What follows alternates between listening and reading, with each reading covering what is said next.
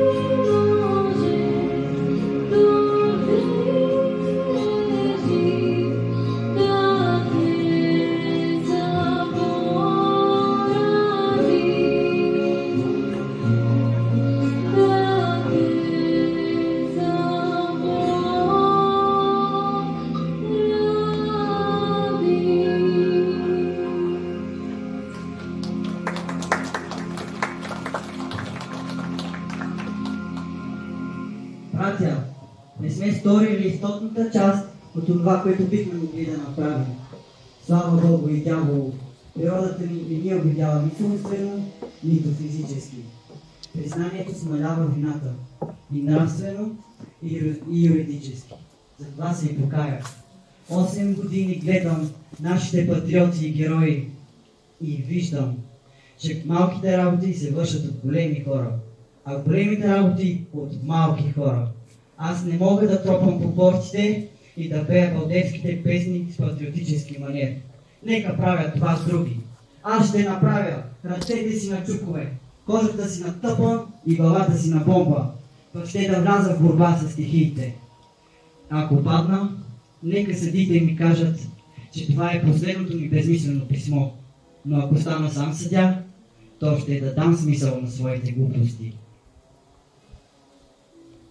С такива сърцати революционери се организира Априлското въстание, във възрожденския подем на народа ни.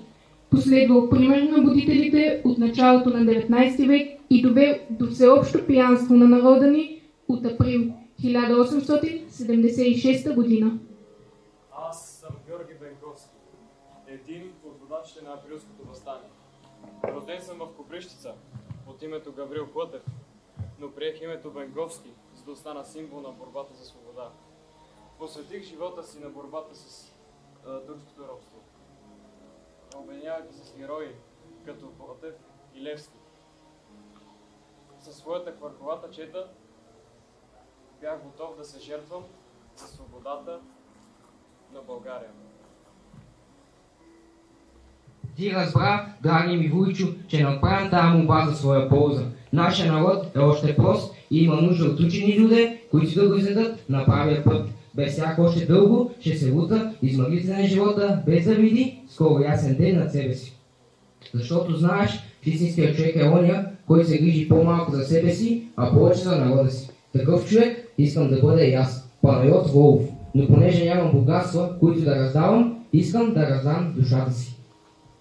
Струва ми се, че след въстанието, ако останем живи, разбира се, ние ще бъдем едни други човеци. Навярно и по-не няма да остане от това, което сме днес. И вие, и аз, и симичията, и тази жена. Това момиченце е наша дъщеря. Нарича се Райна и се роди на 20 април 1857 година в Панагюрище. Майка й се нарича Нона. На 7-та й година я заведохме на учение при калугерката в нашия град Елисавета. Момиченцето показа голяма дар в науката. Започна да чете и стигна по-възрастните си другари. Пише свещеник Георги Фотеков, когато води дъщеря си да я запише в девически пансион. Там тя се изучила на шеф и кройка, а по-късно завършила и Търновската гимназия с отличие. Но славата и нескусна бродирачка достигнала до Георги Бенковски, когато я извикал на тайното събрание и наредил да извезе знамето, Райна навела глава. Не съм питала, татко. Ще те затворя тук и ако не го ушиеш, ще те убия. Заплачил е войводата и разбил пред нея бухчата, сплата и шевиците. Шия знамето на свободата. С треперещи ръце, но с пълно сърце.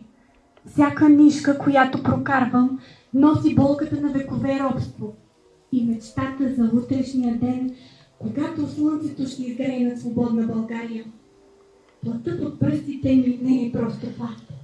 Това е нашия вик, нашата вяра, нашата клетва.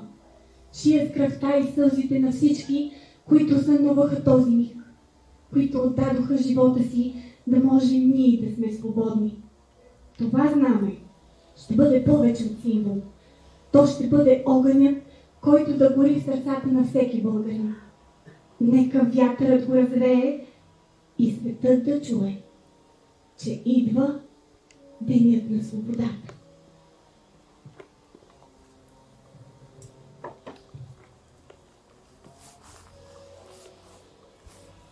Братя, пристигнах, че в село Джепака, който поиска да затвори няколко души заедно с мен.